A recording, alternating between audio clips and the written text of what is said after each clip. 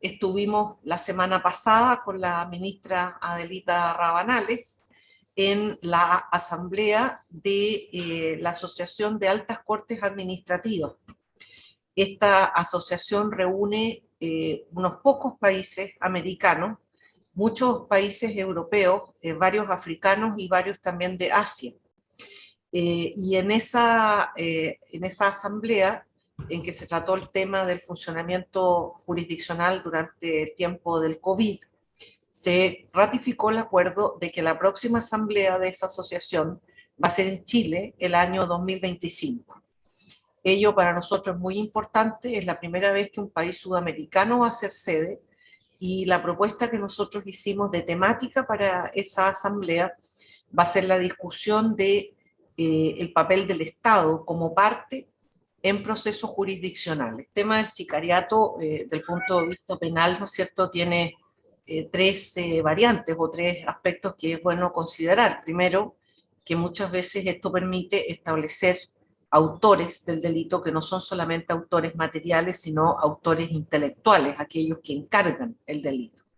Por otra parte, el hacer uso de terceros para cometer un delito como este, que claramente, ¿no es cierto?, es un intento de asesinato, pues estamos en presencia de una persona que recibió 11 puñaladas, puede figurar dentro del proceso penal como una agravante de la conducta.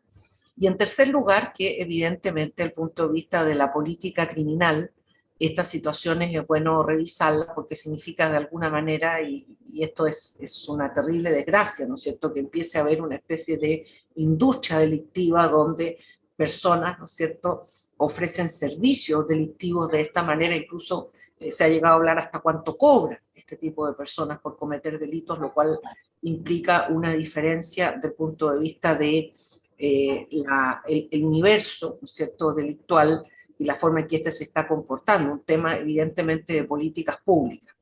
Ahora, desde el punto de vista de la exacta estadística de los casos de sicariato, nosotros no la tenemos, porque obviamente estos casos tienen que ser entregados a una investigación. Hay casos en que se acusa a una persona de encargar un delito, no es así, o a veces hay una serie de situaciones que tienen que ser resueltas en definitiva en la sentencia, pero sí estos son antecedentes que permiten eventualmente agravar la pena y que permiten además hacer comparecer en el proceso penal a más personas que el solo autor material del intento de homicidio o lesiones, según sea el caso. Mire, el tema de la presencialidad, por supuesto que tiene que ver con la eficiencia de la función. Hay funciones que es indispensable que se realicen presencialmente y otras se pueden realizar con bastante éxito de manera telemática.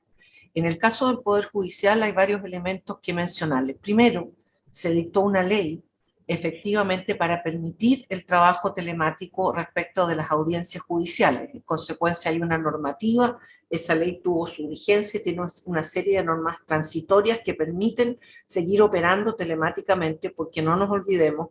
que el tema de las audiencias no solo tiene que ver con la presencia del juez, sino con la posibilidad de asistir en tiempos de pandemia y con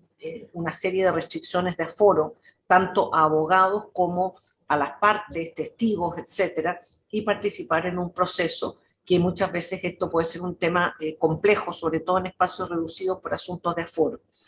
En consecuencia, esa ley permitió operar de esa manera justamente buscando un objetivo que el Poder Judicial tuvo siempre y que sigue teniendo fuertemente, que es que pandemia o no pandemia, los procesos continuaran. Y podía haber alguna relantización, ¿no es cierto?, una demora, pero no se podía suspender la actividad de los tribunales y afortunadamente así fue. Nosotros desde marzo del año 2020 implementamos un sistema telemático en todo el Poder Judicial y ese sistema ha funcionado y permitió seguir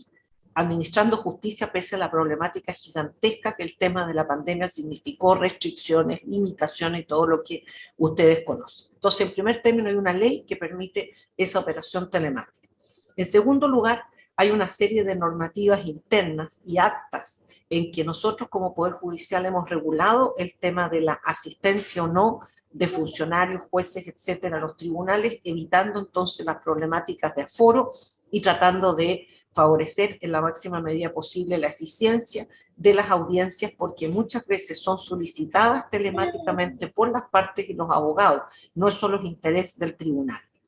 Y de ese punto de vista lo que se está aplicando hoy es la etapa posteriori del término del estado de excepción, que llevó a su término, pero existiendo todavía una alerta sanitaria dentro de esa franja de temática, dentro de la normativa interna nuestra, el tope del aforo dentro de los tribunales de un 50%, pero siempre considerando que hay personas que tienen mayores dificultades o posibilidades de contagio, personas que están a cargo de niños pequeños, personas que tienen deprivaciones de salud, y por eso cada tribunal va modulando su integración con esas características que yo estoy mencionando y buscando que se esté operando con eficiencia. Y de ese punto de vista, los ministros visitadores de cada una de las cortes vamos revisando que se esté cumpliendo con esos protocolos, con los protocolos de seguridad para parte, funcionarios y también público, y que a la vez se esté cumpliendo también con el parámetro de la administración de justicia pronta y oportuna.